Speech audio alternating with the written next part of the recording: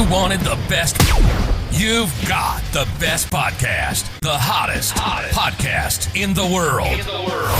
The Chris Voss Show, the preeminent podcast with guests so smart you may experience serious brain bleed. The CEOs, authors, thought leaders, visionaries, and motivators. Get ready. Strap yourself in. Keep your hands, arms, and legs inside the vehicle at all times, because you're about to go on a monster education roller coaster with your brain. Now, here's your host, Chris Voss. Hi, folks. It's Voss here from thechrisvossshow.com, thechrisvossshow.com. Welcome to the big show, my family and friends. We certainly appreciate you guys being here. Thanks for joining the show, as always. Without you guys, we couldn't do it at all. Please refer the show to your family, friends, and relatives. Go to goodreads.com/Chris Voss, linkedin.com/Chris Voss, youtube.com/Chris Voss, the big LinkedIn newsletter, the LinkedIn 130,000 group over there, and all that crazy place to run the internet. Today we have amazing gentlemen on the show, and as always, we're bringing you the smartest minds, the CEOs, the billionaires, the Pulitzer Prize winners, the people who bring you their stories of life and their learnings of life. Something like that, and share it with you so that you can improve the quality of yours and bask in what we like to call the Chris Voss Show glow. Today we have Steve Westfeld on the show with us today. He is an AI guru. We're going to be talking about his stories, and I think you're going to be amazed because he's got some interesting stories. Steve Westfeld is on the show with us today. He lost $75,000 in a sports handicapping scam. Fortunately for Steve, he was an expert AI developer who now had a chip on his shoulder. He would spend the next year while working a day job creating an AI sports prediction algorithm to get his money back, and it worked. Steve, it sounds like this should be a movie.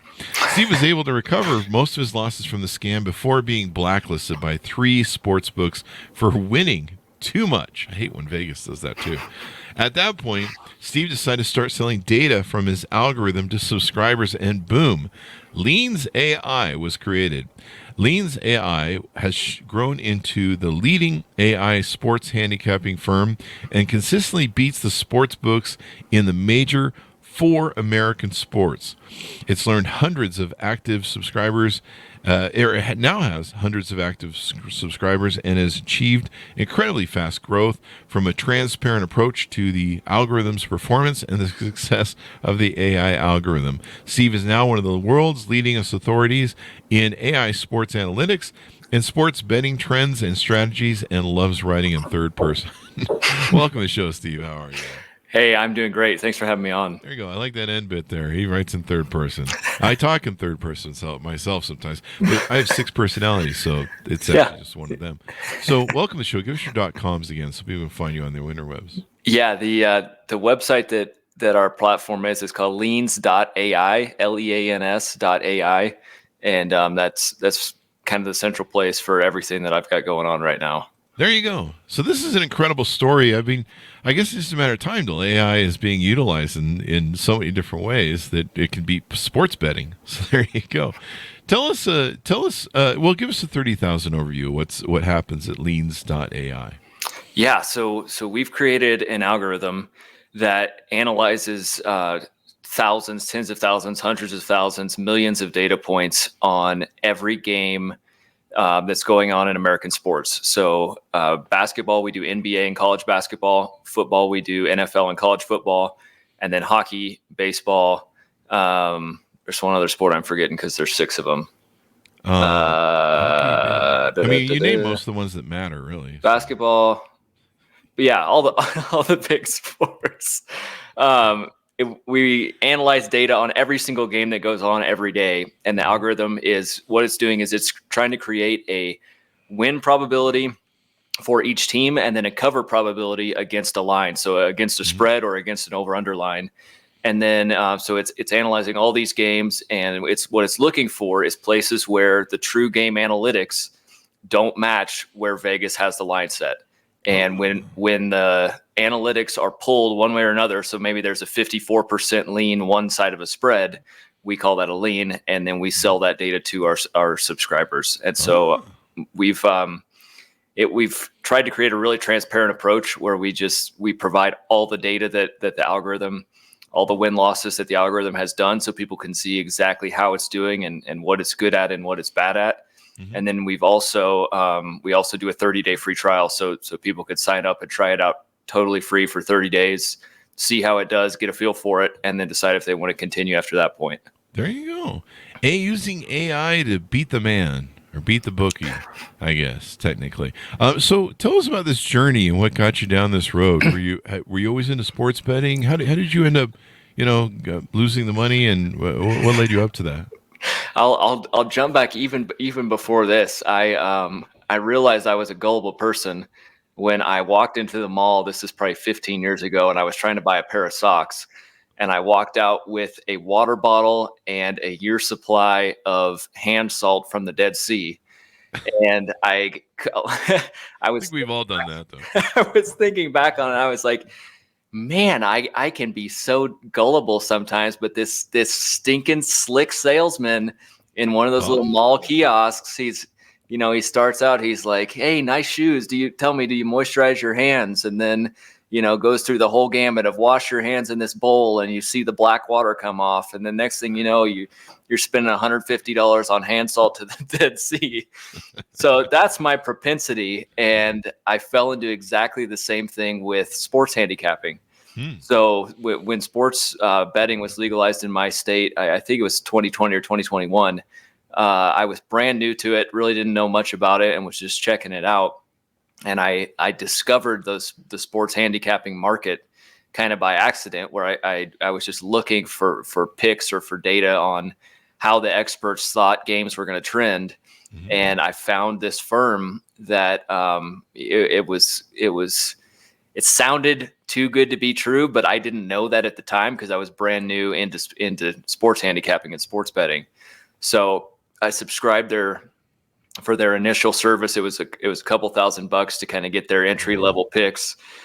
And it did really, really well for like 2 weeks or 3 weeks. And I was winning a lot of money, and I was like, holy smokes, there's something to this. You could just pay these guys to get their data, and then you could basically make a living at this. Uh-huh. So they, of course they knew they were on a hot run. And so they brought in their sales guy, and he pulled out all the stops on selling me on, there's this exclusive club, and there's only a dozen people that we even give access to, and it's insider information, and all of whatever words they wanted to use. Sounds like the movie, lines from the movie The Grifter. I think it was. Yeah. So I didn't know any better, and I was already up and I was already winning. So I decided, I had money set aside, and I was like, you know what, if this continues and if what they're claiming is true, I'm going to be in great shape here. So I went ahead and paid. I think it was all said and done, it was close to $75,000. It was hovering right around there. Was that just to get in the club, or was that to do betting too? That was just to get in the club. So that was just for access to their data. But I'm an engineer, I'm a scientist. And so, you don't just drop that kind of money. So I ran all kinds of math and all kinds of calculations based on what I had seen from kind of their 3-week run and what they were claiming. And I was like, I'm going to make this back in like a year and a half, and then everything is going to be profit after that. And so I drop all this money, and they're claiming to win close to 70% against the spread, which in hindsight is totally insane. Like there's way too many variables for that to even be close to true. Mm-hmm. But that was their claim. And so, the wins stopped coming, and it started doing bad, and it started hovering in the mid 50%, and then closer to 52%. And then a couple years in, it ended up basically being kind of a 50-50 type of deal, which is just it's ridiculous to think that I had spent all that money. Yeah. And so I had to figure out a way to get my investment back. And so I was like, I can do this stinking better than these guys. Like I'm smarter at analyzing data and combining data into algorithms. And so I built this algorithm that we've since labeled as, or we've named Remy. And we started Remy back in the fall of 2021. We were coding on it a long time before that. and added on more sports, and then started adding in more data. And long story short, we found out that Remy's pretty dang good at predicting the outcomes of games. Yeah. And so along that journey, I started winning enough to where I had sports books start. I don't want to say blacklist, but they started capping how much I could wager.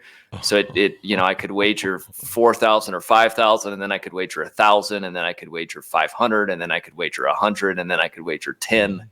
And obviously, if I'm playing $10 or $1, it's not even worth my time to do anything with it. And so that happened with 3 different sports books. And I realized I was like, at some point you run out of sports books because they realize you're pretty stinking good at this. And so I decided to start selling this data on our website. And so we created Leans AI, and here we are. There you go. Now, the company that originally sunk you for $75,000, did you ever get back at them with winning on their book, or?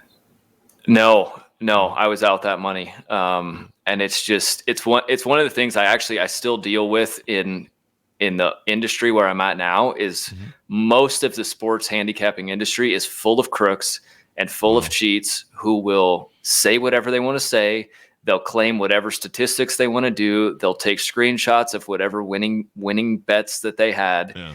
And they only present the glamorous parts of the picture, which is and it's an alluring thing to be a part of. And so I decided with our company, I was like, we're not going to do that. We're going to publish every single past pick that we have, win, loss, or otherwise, so people can go back and they can see how it's doing. And a lot of times we'll see people come on and they'll email us and they're like, it's refreshing to see someone who's actually honest with this, because the whole rest of the industry is just a bunch of crooks that are trying to take people's money and making realistic claims about how good they are. Yeah, it's interesting how the gambling business would be so seedy. Funny how that works. There's not a history of that going back to mob bookies. And so now you're transparent. You open up to everybody, and now you're kind of playing the game back on them. So I love this idea. AI. Everyone's always like, "Hey, what do we do with AI?" There's so many different things. But I love this idea of how it can be played against the man or against the bookies, or is there any chance that are you able to use this in any of the sports books for you are or anything? You are, yep. Yeah, because we're not doing anything that's against their terms of service, and we're not doing anything that's live betting, and there's no like live algorithm betting or anything like that. It's all done earlier in the day, long before the games start. And what happens, and the advantage that we've created is that a lot of times people think that Vegas is trying to pick a line that they think is going to be the outcome of the game. So, pick the Denver Nuggets to win by 5 points. What they're actually trying to do is split money. So if they can get equal money on both sides of that line, then they take their juice or their 9% on spread bets, and they walk away with 9% regardless of the outcome of the game. Yeah. And so what happens is people start betting, and they're emotional bettors, and they start pulling lines one way or another. And all of a sudden you get an instance where the line that Vegas is trying to keep to split money is different than where the true game analytics should be. And in that gap or that lean to one side of the line is where we've created our entire advantage. That is crazy. So did you grow up and study to be an engineer, to be a data engineer? Software engineer. Yep. Software engineer, yeah. So this is right up your alley. And you're just like, I understand how this stuff works, and I can build a better model. And I love how... Go ahead. I was going to say that the other thing that is a huge, I guess, thing that we've uncovered is AI takes the emotion out of betting, and by transitive takes the bias out of it. So if I'm watching a game and I'm looking at two teams and I'm trying to maybe place a bet on one side or the other, I'm using like my own history and my own experiences and my whole own kind of track record to place that bet, and it's all biased one way or another. And like, as a human, I don't have all the information. I don't have accurate memories sometimes of when this bet was a good idea and when this bet was a bad idea, and the whole thing is biased. And so the AI is able to strip the human emotion out of it entirely and just look at pure data, pure analytics. And like it's not omniscient, it doesn't know everything, but based on the data it does know. We've seen that over time it tends to be more accurate than an emotional human better. There you go. Yeah, because when you judge not using logic and reason, you judge on emotion. I mean, you're fallible. Yep. And then AI can scrape so much data on a massive scale in comparative analysis, I guess. Yep. You just probably can't even compete with the human brain at this point. Yeah, it's one of the challenges we have is we're using data to try to predict human behavior, and it's such a catch-22 because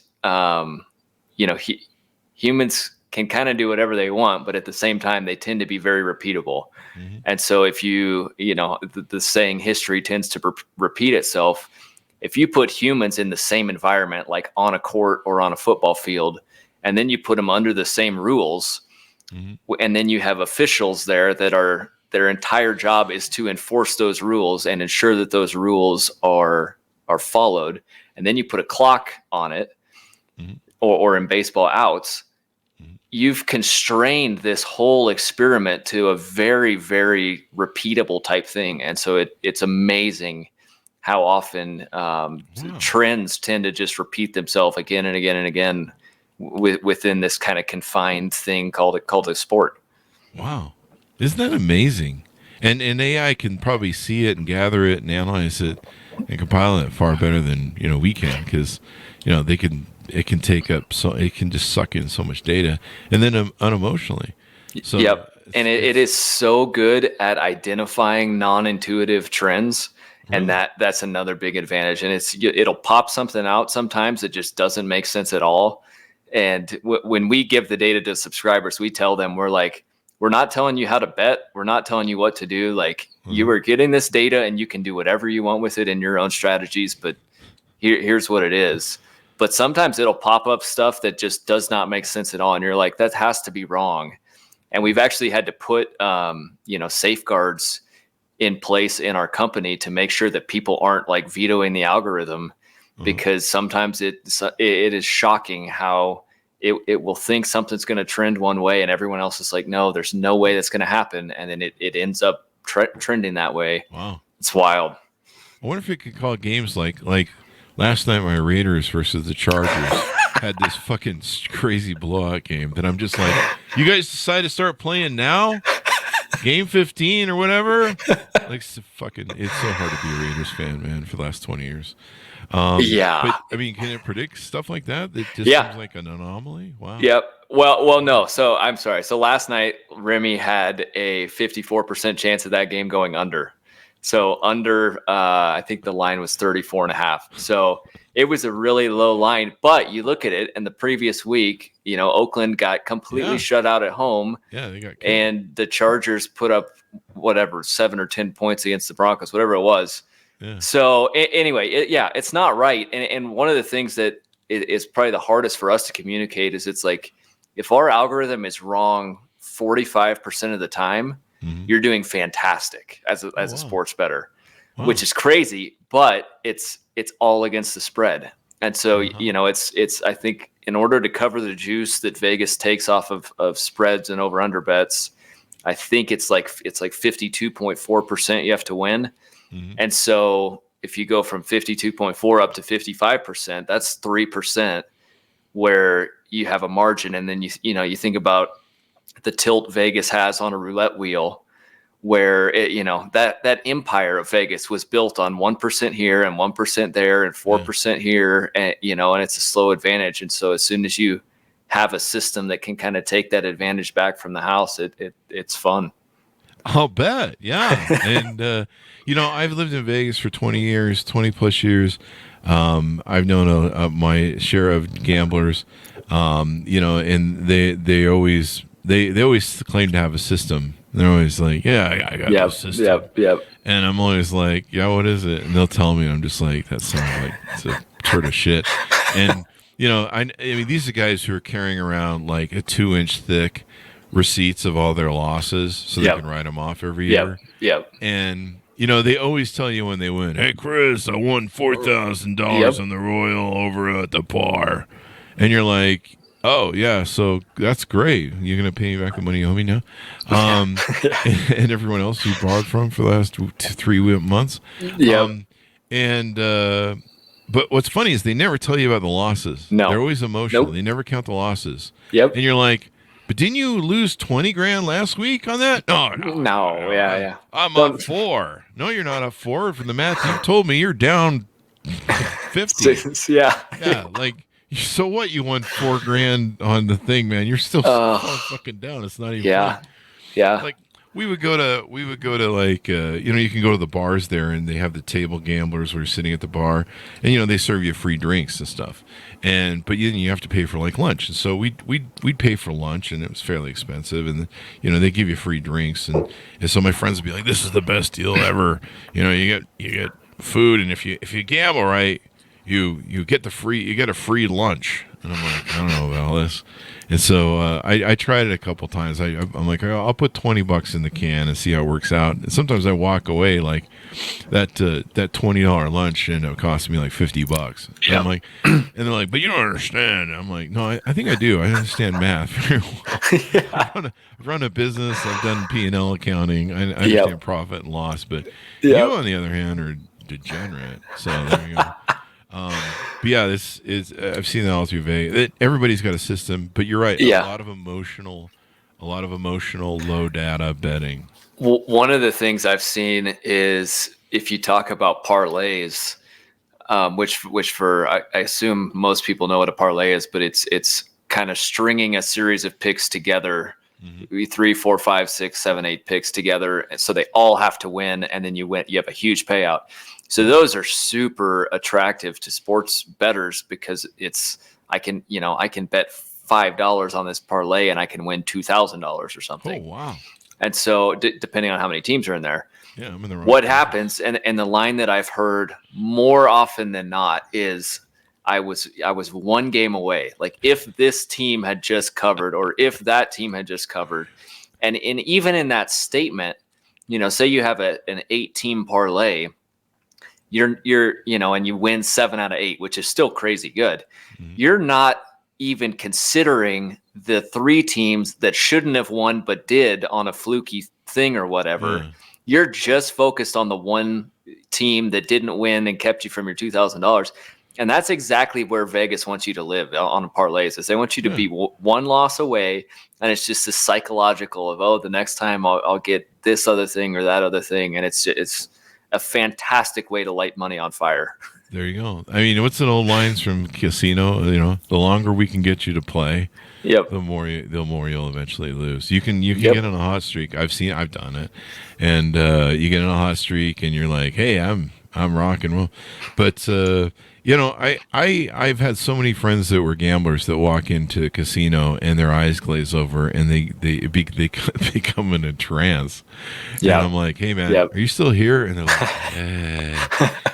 the roulette wheel. And I'm like looking around the thing and I'm like, hey man, look at the opulence of this casino, at the Bellagio or any one of the beautiful casinos. I'm like, look at the opulence of what went into here. Do you know who paid for this? Losers. Yep.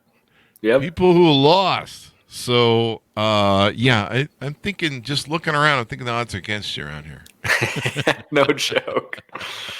But joke. They love what they do. But, so I love the AI, is serving, because there's all this stuff like, what are we doing with AI? People are writing books and doing all sorts of stupid shit with it. Yeah. God knows what. Stupidity. But here it's being turned against the bookers, against the man, against the Vegas. The problem with Vegas, I think that always bugs me is if you win too much, they'll kick you out and ban you. So, I almost get sick to my stomach when I think about that because they are absolutely willing to take every freaking cent you have to line their own profits. But as soon as you start doing good against them, they will cut you off like it's nothing. Oh yeah.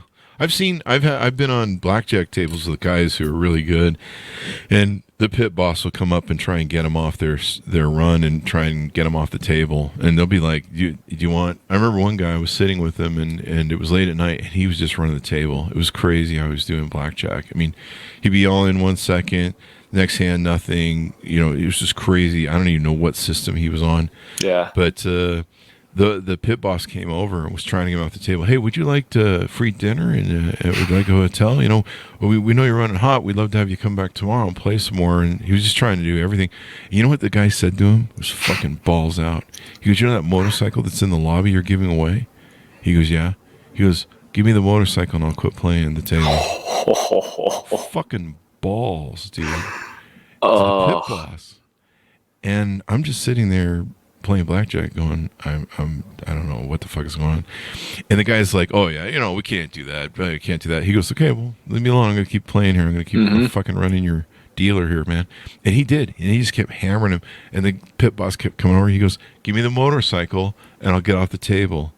And it was just the most extraordinary thing I've ever seen in life. But I had it was slightly different, but I was, when I was playing a lot before I started getting banned, I had become a VIP at a lot of these sports books. And so they want to give you all the perks and all the benefits and, oh, can we take you to a suite at this NBA game or whatever.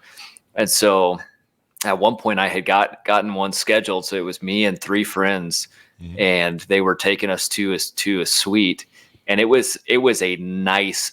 I've been to a lot of suites. This one was unlike any I've been to. It was only the 4 of us, and they were like these giant comfy chairs that you sit in. Yeah. It was unbelievable. So we had this thing on the books, and like 4 days before, they realized that I was winning too much, so they stripped my premium status. Wow. And I texted my rep, and I was like, hey man, I just lost my VIP status here. And of course they're not giving me any answers as to why. Yeah. It's like, are we still good for the game Tuesday? And he's like, oh yeah, we're good. So we showed up at the game, and by this time they were limiting me to like $20 a bet or something. What? And I was like, dude, I cannot lose my money back to you if I'm going to have these restrictions. And he's like, yeah, you've been doing good, but no problem. I'll get it taken care of. I'll get everything raised. And so we went to the game. We had a great time. I kept winning. I kept betting. I emailed him back a week later. I was like, dude, I'm still limited to $20 a bet. Like, what are you doing? And I have never heard back from him, never talked to him since. They just ghosted you, basically. They're just like, all right, this guy's won too much. So that's crazy, man. See ya. Yeah. It's people who can play well, but I think what is it? Atlantic City has it so that if you're winning, they can't kick you out. I think if I. Oh, I'm not sure. Yeah, I believe they have the opposite rule of Vegas, where if you're winning, they still have to keep taking your bets. So, but there's always the point where you're gonna make a mistake, I suppose. So, what advice do you give to new sports bettors? Don't. Keep your day job.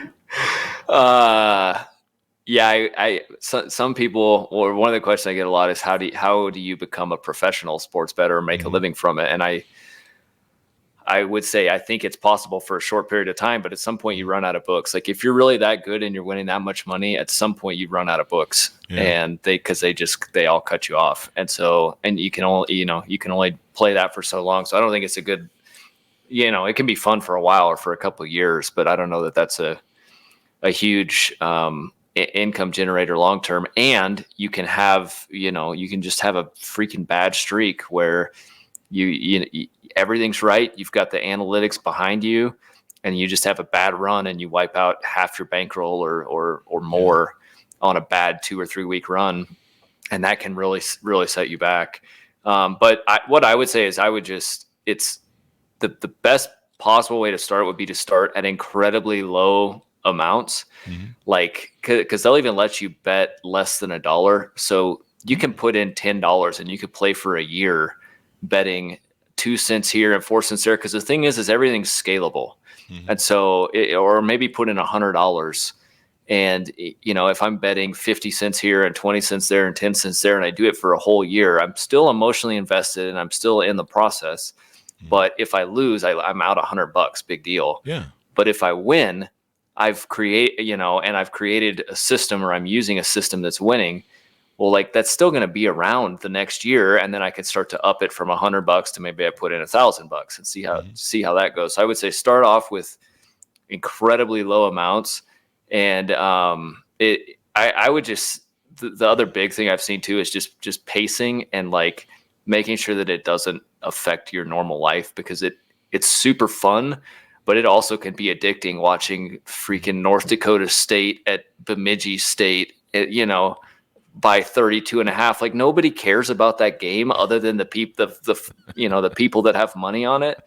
And it's a huge time suck away from like your life and your family and your job and whatever else. And so being able to bound it and just say, I'm only going to bet this number of games per day, or I'm only going to bet a couple days a week, or whatever to create, or I'm just going to bet and not watch the games, because it can definitely be addicting. But beyond that, I would say get a system too. It's like emotion can be your friend, but over the long term, emotion is probably more your enemy, in the sense that we talked about just bias and not remembering all the facts one way or the other. So trying to find a system or a good handicapper that can kind of show the ropes on one way or the other. I would say it's another great way to start out. There you go. And my advice would be too, if you have an addictive personality, don't gamble. Like, see a fucking therapist. Yeah. Like, I lived in Vegas for 20 plus years, man. I've seen what degenerate gambling addicts do. In fact, when I first moved there, I remember passing it. I came from Utah, where you could pass checks. This is back in the 90s, and it was like, no, you buy gas, write a check, and I moved to Vegas, and I got hired to be the CEO of this mortgage company that we're going to build by these investors. And so we signed the deal, and they gave me a check to start it off. And so I went down to the bank, and I hadn't opened an account there or anything yet, because I just moved to Vegas for it. And I was trying to cash their check at the thing, and it really wasn't that big. It was just a starting stipend, like, here's some money to get settled. And they ran me through hell to cash that check. And I was like, what is going on? It's a fucking check. Like, this is your bank. If they have the money in the bank, because it's right here. What the fuck? And they go, well, you don't have an account with us. And, they had to call the guys. It was kind of embarrassing. I was like, what the fuck? And they go, well, are you from here? And I go, no, I'm from Utah. And they go, oh, she says, what we have here in the state is a lot of degenerate gamblers, and they'll steal checks and do everything. Yep. And she goes, the one thing about addicted gamblers is they don't die of the addiction they're doing. Like, if you do meth, cocaine, heroin, alcohol, it'll eventually kill you. Yep. But addictive gamblers live forever. She said, that's true. Fuck. That's good to know, man. I've had so many of my buddies, they date some chick, and she's like an addicted gambler. She wants to go to the casino every weekend. Oh. And then she'll blow her whole paycheck, and she'll be like, well, do you have any money? And he's like, honey, we got to pay like the rent and everything. And she's like, just give me a few dollars. I've had them steal their bank accounts, checkbooks. Oh, buddy. Yeah. So if you're addictive, you might want to stay away from it. I totally agree. Yeah. What are the best sports to bet on? I was going to joke that my Raiders probably might not be the best sport to bet on, unless you want to, I don't know, bet them short or whatever it's called. When you lose every year. Yeah. That's a guarantee. Yeah. Well, one of the most interesting sports that I have been asked to create an algorithm for was cockfighting in Philadelphia, and that's still done well. Apparently so. I had somebody reach out on the support email, and they said, "Hey, do you have an algorithm that can predict cockfighting? I have a live stream." So. I have an OnlyFans that does that, but it's completely different, and you may not want to run an AI thing on it. Right. Yeah. I have not perfected the cockfighting algorithm. But yeah, as far as sports, so one of the interesting things is We've tied into we call it score fidelity. I'm sure there's other terms for the same concept, but it's basically the scoring mechanisms of the game. Mm-hmm. And so if you look at hockey, for instance, hockey might have 5 goals scored in a game or 6 goals scored in a game. And if you have somebody that scores a goal at the last minute and kicks it from 5 to 6, then there was like a 20% chance of that scoring play changing the outcome of the game. Oh, wow. Basketball, like NBA, might have an over-under line of 235. And so if somebody goes in and knocks in a three-pointer at the very end, then you take 3 divided by 235, and it's like a 1.2% chance of a single scoring play changing the outcome of a game. Oh, wow. So basketball, 1.2% chance, hockey, 20% chance, and hockey's fluky anyways with puck bounces and hitting the pipe and deflections in front and whatever else. Yeah. So hockey is like 15 times more volatile than basketball just based on the scoring mechanism of the sport itself. Mm-hmm. And so what we found out is basketball in particular seems to be the most repeatable because there's so many points where things just get averaged out amongst, and it's the fidelity of the scoring mechanism is so much smaller than hockey, where it's just like a bouncy puck and it's changed the outcome. And soccer, which we don't do yet, although we've got a lot of asks for it, is even worse than hockey because you can have a 2-0 game or a 0-0 game or whatever. And but the market's huge. I mean, the global market's like, you Google AI sports picks or whatever, and we're number 1 on Google. That's not just in the US, that's all over. And so it's like, there's a huge football, soccer following that's also looking for AI sports picks. Yeah. And, we don't have that yet. So anyway, it might be coming, but it's scary because it's so hard because the scoring is just, there's not a lot of goals scored. But it's probably, you just throw enough data at it, maybe you get consistencies. Or yeah, I think so. I mean, that's the other challenge we have too. Is it's just like, we're very much looking for long-term, long-minded clients with our product.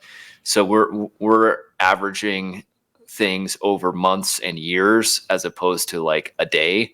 And so it drives me nuts, but we'll have people go and they'll sign up for the free trial and they'll have a bad day and they'll just like go write a bad review or something. And it's like, dude, okay, first off, you don't know anything about sports betting. And second off, like, you got to at least try it for a month or for 2 months or for 3 months, because this is very much like it's a streaky thing. And like, you'll have good streaks and you'll have bad streaks. And over the long term, it'll average out to, what we've seen so far, it's like 55%. Mm-hmm. And so, I would imagine the same is true for hockey. Is it's just like you can have a bad run here and a bad run there, and if we got the algorithm tuned up for that, over the long term it would be okay. Mm-hmm. But it's streaky, man, and it's emotional too, right? You win a day and then you lose 4 days in a row, and all these people are upset and disgruntled and whatever. And it's like, dude, we're looking for like monthly and yearly clients who are willing to ride this thing through. Because at the end of the day, like, streaks happen and fluky things happen and stinking penalties and bad refs and whatever else, and you get a run of those, and it hurts for that day. Yeah, imagine it'd be cool if somebody who could do this to the stock market, because that's really just legalized gambling when it comes down to it. Exactly, yeah. It's very similar. Yeah. Now, I'm looking at your website, and you guys have posted a transparent live scorecard. I'm seeing net units after Vigorish, and it's a monthly breakdown. It shows a monthly plus or minus. It looks like you guys have had 3 down months, but the rest have been up, and you're up 187.5 for the year to date. Tell us what that means. Yeah, so we calculate units based on a formula that's called the Kelly criterion, which has been around forever. It's a mathematical formula that calculates probability of win and payout odds into optimum percentage of bankroll. And so traditionally it's 1%. It's 1 unit equals 1% of bankroll. We obviously say in all of our content, this is not a recommendation as to whether or how anyone should wager. This is just what the mathematical formula says the optimal bet could be based on this win probability. For a lot of people, that's too aggressive. Like you can see one of the months, like April, we were down 64 units. So if I had $1,000 bankroll, I would have lost $640 following Remy's picks that month, which a lot of people, if I was doing 1% of bankroll equals 1 unit, which for a lot of people, that's too aggressive. So what we'll often see is like they'll do 0.5% equals 1 unit or 1/4% equals 1 unit, and it like tames out the volatility a little bit. But long story short, throughout the year, so and actually this scorecard is only through November. So through December to date, we're now up 213 units after vigorish. So what that is it calculates a flat -110 juice on spread picks and over-under picks on every single pick that goes out the door. And if someone was playing the 1% equals 1 unit equation, what it would mean is $1,000. If I started with $1,000 bankroll, I would have profited $2,100 throughout the year. So I would have more than doubled, or you can think of it as a percentage too. So it would have been plus 213% over the course of the year is what the units are. So anyway, it's been a fantastic year. One of the things we're trying to work on is the volatility. Like March was up 142 units and April was down 64. And so I would have rather seen March up 80 units and April down like 5 units as opposed to those big swings. And so we're trying to figure out why. I mean, April was the first time that Remy had seen the pitch clock. And so with MLB, the pitch clock introduced all of these variables into baseball that Remy had never seen before. And things with stealing bases and all kinds of just different odd things that threw it off for about a month and then it came back. But anyway, yeah, that's what a unit is. And it's, obviously I can't guarantee how the algorithm is going to do in the future. But I can say that in 2023, it had a really good year. Oh, wow. There you go. Well, that's awesome, man. It sounds like a really good deal on how the whole thing's playing out for you, man. It's crazy. So, I mean, are any of these companies? I mean, is Vegas just gonna have to? I don't know. They're gonna have to figure out how to counter this stuff. I mean, is it possible? It seems impossible. I think the only way to counter it is to blacklist individual bettors or to limit how much an individual bettor can wager, because it's like I'm not the only one doing AI sports picks. There's more coming. Everyone's got their own flavor on it. We were kind of the first. We were working on this back in 2020, and so it's long before ChatGPT or any kind of like the buzzy AI stuff was out, and so we actually got a jump on search results and rankings and some of that. But yeah, at some point it's just like, it's legal. We've spent a fortune on our attorneys trying to go through everything that we're doing and everything we're offering subscribers to make sure that we're above board and we're transparent. And there's nothing that the casinos can do that I'm aware of other than either buy us off, which we haven't got an offer yet, or try to limit individual bettors and just say, you've won too much from us. You can only bet $10 per game, which is exactly what they freaking did to me. That is crazy, man. That is freaking crazy, man. It drives me nuts. Well, I mean, the best way to win, it sounds like, is to create your own AI company that can advise other people on how to win and charge it for the money. So I think you made the right bet there finally. So there you go.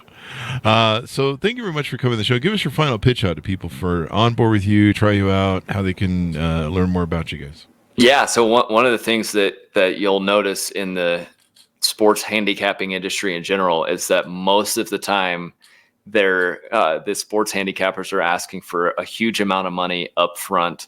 Trust us on our picks, trust us on our whatever. And that's why most of them are scams and grifters. So what we've done is we offer a 30-day free trial. You can sign up and just check out Remy's data for a month. Remy will release between 3 and 10 picks or leans per day, and they get emailed direct to your inbox. And then you can choose if you want to use that data in your own betting strategies or not. And then from there, if you want to continue after the 30 days, then it's $2.99 a month for access to Remy. I wish we could bring the price down a little bit, but AI is incredibly expensive to develop and maintain and keep fed with data and all of that stuff. So unfortunately, that's where our price point is right now. But it's kind of check it out for 30 days and see if you like it. And if Remy's helpful, then come on board with us after that. And the website is leans.ai. Or if you type in AI sports picks, AI sports betting, we're going to be one of the top ones that shows up. That is crazy, man. That is awesome, though. Bring the power back to the man. That's it. That's it. Back from the man. Yeah. Yeah. Bring it back to the average man, the everyday man. There you go. Yeah. You could have used this back in the day when, there was mobsters running the stuff. Of course, they probably would have just found you and found you and killed you. Yeah. Thank God we made that illegal. Well, thank you very much for coming on the show. We really appreciate it. Steve, it's been fun to have you on the show. Yeah, thank you so much. I really do appreciate it as well. There you go. And thanks for and hey, what would be cool, an AI thing is if you can make it so an AI predictor that can tell people if their marriage is going to work or end in divorce. That would be worse. Don't tempt me. Don't tempt me. There you go. Thanks for tuning in to my audience. Go to goodreads.com/Chris Voss, LinkedIn.com/Chris Voss, YouTube.com/Chris Voss. All those crazy places we are on the internet. Thanks for tuning in. Be good to each other. Stay safe. We'll see you guys next time.